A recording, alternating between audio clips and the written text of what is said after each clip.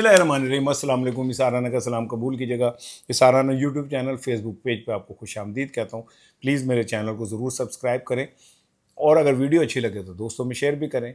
अब तो मेरे को बहुत सारे दोस्त ऐसे हैं जो मुझे रेगुलर मुझसे बात करते हैं, बहुत सारी चीज़ों पे मुझे मशवरे भी देते हैं। मैं उन्हें आप मशवरा क्या देते, मैं उसे हिदायत के तौर पे लेता हूँ।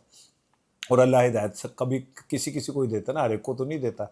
एनीवे, आज का जो मेरा वीलॉग है, केपी हुकूमत में एक बहुत बड़ी साजिश तैयार हो चुकी है और आफरीदी के खिलाफ एक ग्रुप नहीं, दो ग्रुप और इतने स्ट्रॉन्ग ग्रुप सामने आए हैं कि अब आफरीदी के लिए, सुहेल आफरीदी के लिए उन ग्रुप से झगड़ना या जीतना एक मसला है और इमरान खान की बात को लेकर आगे बढ़ना दूसरा मसला है। ये इतनी बड़ी साजिश है सुहेल आफरीदी के खिलाफ, जिसके ऊपर मैंने आपसे बात करनी है। दूसरी चीज़ ये कि आज मैं अपने वीलॉग के आगाज़ में ही मेरा एक भाई है अजहर सदीक, बड़ा आपको पता है, नाम है, इमरान खान का वकील भी रहा है, नामवर वकील है। और फिर अवामी हकूक़ के हवाले से मैं समझता हूँ कि इस टाइम जितना काम अजहर सदीक कर रहा है कोई भी नहीं कर रहा है। एमडी ताहिर का किसी दौर में नाम था, एमडी ताहिर की 1000 मुफादे आमा की रिटों में से महल 10 के ऊपर फैसला हुआ, जबकि इसका रिकॉर्ड 90% है।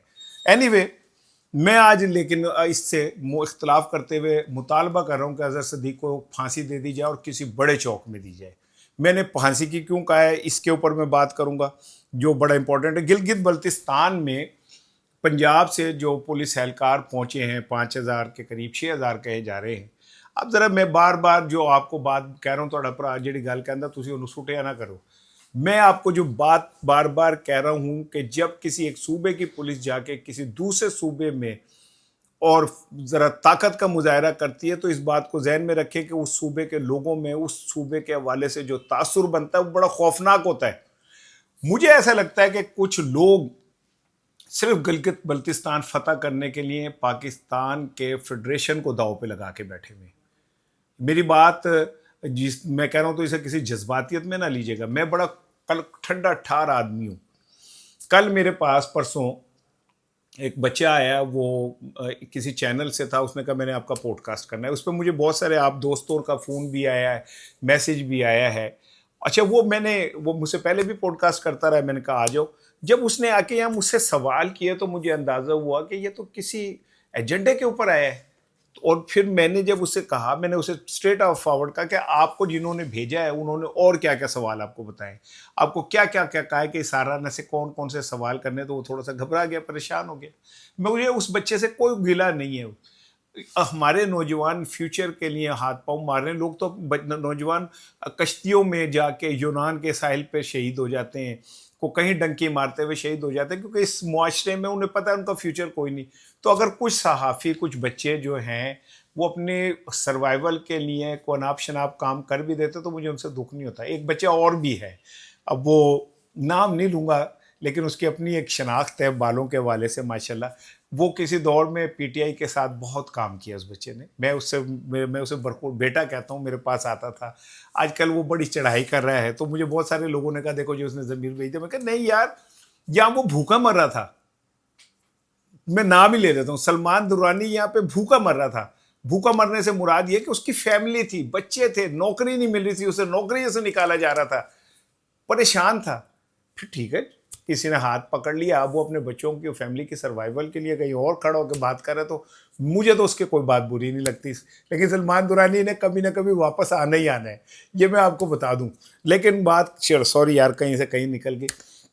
गिलगित बल्तिस्तान में अब ये तय हो गया कि पीटीआई के हाथ भी बांध दिए, पाँव भी बांध दिए, ठीक है, और 2 पहलवान उतार दिए। एक तब बिलावल भुट्टो है, वो अपनी नज़ाकत से आके हल्का सा मुक्का मारता है। एक तब मियाँ नवाज शरीफ साहब हैं, वो ऐसे उम्र जिन्नी ताकत न कसूर मार सकते हैं, वो मौजूद हैं।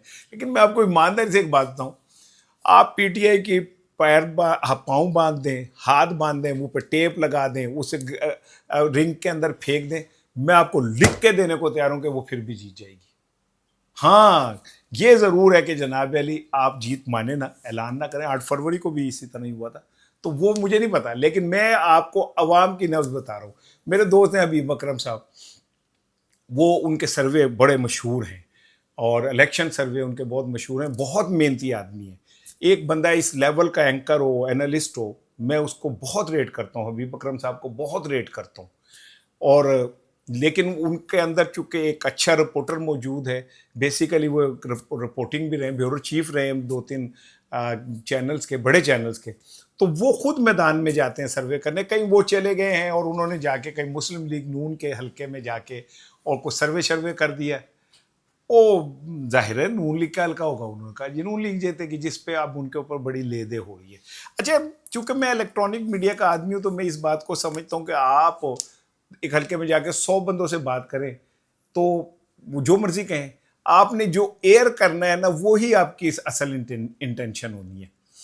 मिसाल के तौर पे मैं कहीं जाता हूँ, कोई 4 बंदे पीटीआई की बात करते हैं, 2 नून लीग की करते हैं, कोई 2 पीपल्स पार्टी की, मैं 2 पीपल्स पार्टी की 2 नून लीग की करके एक पीटीआई वाले को शामिल करता हूँ तो सर्वे का रंग बदल जाता है।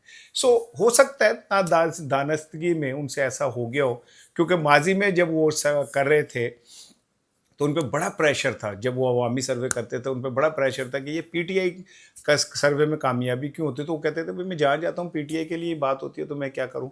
एनी हो, उन्होंने अब जो सर्वे किया, हो सकता है ना दानिशगी में बैलेंस ना हुआ हो, लेकिन मेरा ख्याल है कि इतना हुस्न ज़न रखना चाहिए कि एक बंदा आपके लिए बहुत कुछ कर चुका है माजी में भी। एनीवे, मैं आता हूँ असल मुद्दे की तरफ। देखिए, शेर मरवत साहब ने, शेर अफजल मरवत नाम है ना उनका, मैंने उनका नाम ही नहीं याद रहता, ईमानदारी की गल है। शेर अल्लाह मरवत नहीं, शेर अफजल मरवत साहब। आज तक मुझे क्या नाम है वो क्या नाम खातून जो है सेनेटर हैं और जो एंकर हैं, उन दोनों के, शिफा यूसुफजई और शिफा दूसरा क्या नाम है भाई, मुझे वो कन्फ्यूजन रहती है, कन्फ्यूज आदमी है मैं वैसे भी। शेर अफजल मरवत साहब ने कहा है कि जनाब केपी में 25 लोग तो हैं जो गंडापुर के साथ खड़े हुए और 25 लोग इस्टेब्लिशमेंट के साथ खड़े हुए। अच्छा, इस्टेब्लिशमेंट के साथ खड़ा होना, ये किसी पे कोई भी इल्ज़ाम लगा सकते हैं आप कि ये इस्टेब्लिशमेंट का बंदा है। जैसे वो कल वो बच्चा आया जिसने मेरे साथ पॉडकास्ट किया है, बेलम उसका नाम है, उसने मुझे कहा जी आप इतना बोलते हैं, इतना बोलते हैं, आप क्यों नहीं उठाए गए आज तक, आपसे कम बोलते हैं आधा आधा लोग तो उन्हें उठा लिया जाता है, तो आपको क्यों नहीं उठाया जा रहा। अब इनडायरेक्टली वो मुझे ये कह रहा था कि मैं इस्टेब्लिशमेंट का आदमी हूँ, जो मैं उन कहते जी सदीक जान को भी नहीं उठाया जाता। मैंने उसे कहा कि भाई तेरे सवाल का मकसद क्या, तू चाहना है कि मैं चुके आ जा की, मतलब तू चाहना है, तो आयमाइशाएँ हो गई। अच्छा, अब किसी को भी आप कह सकते हैं, लेकिन शेर अफजल मरवत ने जो बात की है वो फेंकने वाली नहीं है। शेर अफजल मरवत कहते हैं कि जब रिजल्ट आए तो इन 25 लोगों ने इस्टेब्लिशमेंट को तहरीरी तौर पे दिया है, लिख के दिया है कि जनाब जब ओखा वेला आएगा तो हम जनाब अली आपके साथ खड़े होंगे। अब ये तहरीरी तौर पे दिया है, मुझे ये बात हजम नहीं हो रही। नंबर 1, इसके 2 रीज़न है। एक तो ये रीज़न है कि मैं इस्टेब्लिशमेंट और बारहा ये कह चुकी है कि जी हमारा कोई ताल्लुक़ नहीं है सियासत से, ठीक है, मैं मान लेता हूँ, मैं इस पर यकीन करता हूँ कि उनका नहीं। तो फिर ये शेर अफजल मरवत जैसे लोगों के ख़िलाफ़ उन्हें एक्शन लेना चाहिए, जो वो ये कह रहे हैं कि इस्टेब्लिशमेंट ने केपी के 25 अरकान असम्बली से तहरीरी तौर पे लिखवाया है कि आप जब मुश्किल होगी तो आप हमारे साथ खड़े होंगे, जब हमें आपकी ज़रूरत होगी तो आप हमारे कहने पे अमल करेंगे। ये तो बड़ा खौफनाक सी बात कर दी है। इस पे तो मुझे, मेरा ख्याल है कि इस्टेब्लिशमेंट ज़ाहिर है ऐसी बातों की डायरेक्ट जवाब नहीं देती, लेकिन वो कहीं ना कहीं से बहुत सारे, जैसे हमारे मुनीफ फारूक भाई है, उनके ज़रिए वो बात कर सकते हैं। मुनीफ फारूक भाई के सर्विसेज हर वक्त अवेलेबल हैं माशाल्लाह। जंग में जो वो लिखते हैं, क्या नाम है, नाम यार मैंने कहते नादा अल्लाह दी कसम बड़ा ही इशू है, वो उनसे लिखवा लें आप, वो आपको लिख देंगे। और बहुत सारे लोगों की फैसिलिटी है, वो इस पे बात कर दे कि जी ये इस तरह के इल्ज़ामात से आम आदमी के दिमाग में जो ये बात बैठी हुई है कि इस्टेब्लिशमेंट बराह रास्त मुदाखलत करती है सियासत में, ये और पक्की होती है। और मुझे बड़ा दुख हो रहा है इस बात पे कि अगर 25 अरकान ने ये लिख के दिया हुआ है, फिर शेर मरवत के मुताबिक 25 अरकान अली अमीन के साथ हैं, तो ये तो 50 हो गए, तो पीछे की रह गए, पीछे तो कुछ भी नहीं रहता। लेकिन जो सीएम है वो कहता है जी 5 बंदे इकट्ठे करके दिखा दो। अब पता नहीं वो किस बिरते पे ये बात करें कि 5 बंदे इकट्ठे करके दिखा दो। लेकिन मुझे ऐसा लगता है यार, वो जो पीटीआई की क़यादत है वो किसी के कहने के ऊपर خود کنٹروورسیز میں اپنے آپ کو انوالو کر رہی ہے. مثال کے طور پہ سہیل آفریدی صاحب نے شیخ وقاص اکرم صاحب کی طرف اشارہ کرتے ہوئے کہا کہ آپ اسٹیبلشمنٹ کے آدمی ہیں. پھر سہیل آفریدی صاحب نے اشارہ کیا گنڈا پور کی طرف کہ یہ بھی اسٹیبلشمنٹ کا آدمی ہے. اب اس کے جواب میں گنڈا پور نے پہلے تو خیر گنڈا پور نے ہی آغاز کیا جب شیر مروت جو ہے وہ آئینی عدالت میں گیا. وہ اب ساری چیزیں کلیئر ہو گئی چہرے نا. شیر افضل مروت گیا, آج وہ کہہ رہا ہے 25 لوگ ان کے ساتھ ہیں. گنڈا پور اور سہیل آفریدی کی ایک دوسرے کے ساتھ ٹسل جو ہے وہ کوئی اب ڈھکی چھپی نہیں ہے. Every thing is clear now. دودھ کا دودھ پانی کا پانی ہو گیا. لیکن اس کے باوجود بھی جو پی ٹی آئی کی بڑی قیادت ہے وہ کہاں غائب ہے؟ سہیل آفریدی اگر یہ کہتے ہیں کہ شیخ وقاص جو ہیں وہ اسٹیبلشمنٹ کے آدمی ہیں, اور کہیں پھر شیخ وقاص نے بھی اس کے جواب میں کہا کہ وہ بچہ ہے اور وہ تو اس جوگا بھی نہیں ہے کہ پورا زور لگانے کے باوجود بھی عمران خان سے ملاقات کر سکے. تو اس معاملے میں یہ نا کہ میں نے پوچھا کہ جی ایس لڑائی تسی کدے نال ہو, شیخ وقاص کے ساتھ ہو یا سہیل آفریدی کے ساتھ, تو میں ہنس کے کہا کہ میں تو لڑائی کے ساتھ ہوں. کہ ایک دفعہ کلیئر تو ہونا چاہیے نا کہ کون کہاں کھڑا ہوا ہے. بھائی سہیل آفریدی پہ آپ کے سامنے میں نے کتنی تنقید کرتا ہوں, لیکن وہی ایفرٹ تو کرتا ہے نا وہ. بھائی نئی ملاقات ہوتی, یہ سسٹم یہ ایسا بن گیا ہے. عمران خان پہ جی عمران خان کو اسمبلیاں نہیں توڑنی چاہیے تھی. عمران خان نے اس زوم پہ اسمبلیاں توڑنی تھی کہ پاکستان میں آئین ایگزسٹ کر رہا ہے. آئین کہتا ہے 90 دن میں انتخابات ہوں گے. عمران خان نے تو اس لیے توڑی تھی کہ 90 دن انتخاب ہوں گے پھر میں آ جاؤں گا. لیکن اگر پاکستان میں آئین ہی ان للہ ہے وہ ان لہ راجعون ہو جائے تو میں ادھر کی کر سکنا پہ جان, مجھے بتائیں, اس میں کوئی کچھ نہیں کر سکتا. لیکن بہرحال یہ جو ایک صورتحال بنی, اس میں علیمہ خانم صاحبہ کو بلکہ کہوں گا کہ وہ آگے آئیں اور آ کے اس بکواس کو بند کروائیں, اور ان لوگوں کو کہیں کہ اگر تم عمران خان کے شیخ وقاص صاحب اگر آپ عمران خان کے ساتھ کمیٹڈ ہو, سہیل آفریدی صاحب اگر آپ عمران خان کے ساتھ کمیٹڈ ہو, گندا پور میرے منہ سے نکل گیا, سوری, کبھی سنگاپور نکل جاتا ہے. گنڈا پور صاحب آپ اگر مخلص ہیں تو پھر آپ عمران خان کی بات کریں نا. یہ پی ٹی آئی کو تقسیم در تقسیم کا جو چکر چلا رہے ہیں, اس کا فائدہ کس کو ہو رہا ہے؟ کیا عمران خان نے آپ لوگوں کو اس لیے پارلیمنٹ میں بھیجا تھا کہ آپ اس طرح ایک دوسرے کے وال پٹے, ایک دوسرے کے گریبان پکڑ کے کھینچیں؟ بہرحال میں یہ سمجھتا ہوں کہ علیمہ خانم صاحبہ کو اس میں انٹرفیئر کرنا چاہیے. اب آ جائیے اظہر صدیق صاحب کی طرف. اظہر صدیق صاحب ہمارا بھائی ہے میرا, میں اور اس نے اور میں نے پچھلے کو 2.5 دہائیوں کا ہمارا تعلق ہے. میں نے ایک کتاب لکھی تھی 4 ماہ 11 دن جوڈیشری کی جدوجہد, وکلا کی جدوجہد میں. تو کتاب سے وہ تھی اظہر صدیق کی, اور سارا کنٹینٹ پرووائڈ اس نے کیا تھا. لیکن آگے وہ تھا یش چوپڑا, آگے ایسی شاہ رخ خان سا کہ ہمارے نام سے کتاب چھپی. محنت بھی کی ہوگی یار, ایسی بھی بات نہیں ہے. لیکن بہرحال اظہر صدیق صاحب کا کام ہے کہ وہ کوئی بھی کام, بجلی مہنگی ہو گئی, عدالت میں چلے جاتے ہیں, بھائی جان یہ کیسے مہنگی ہو گئی, یہ جہاز خرید لیا جی 1200 کروڑ کا, بھائی جان یہ کیسے خرید لیا, اس کے اوپر رولز نہیں لاگو ہوتے, ان کا پیسے کہاں سے آئے, کیا کہتے ہیں وہ پیپرا کا قانون اس پہ عمل لگا کہ نہیں لگا, وہ ہر مفاد عامہ کے کام لے کے چلے جاتے. اظہر صدیق صاحب بجلی کی قیمتوں پہ اور مہنگائی کے حوالے سے عدالت چلے گئے, اور عدالت جانے کے بعد انہوں نے کہا جناب یہ اتنی آؤٹ آف دا وے بجلی کی قیمتیں بڑھائی جا رہی ہیں, یہ وہ. اظہر صدیق صاحب کو 1 لاکھ روپے جرمانہ ہو گیا عدالت سے.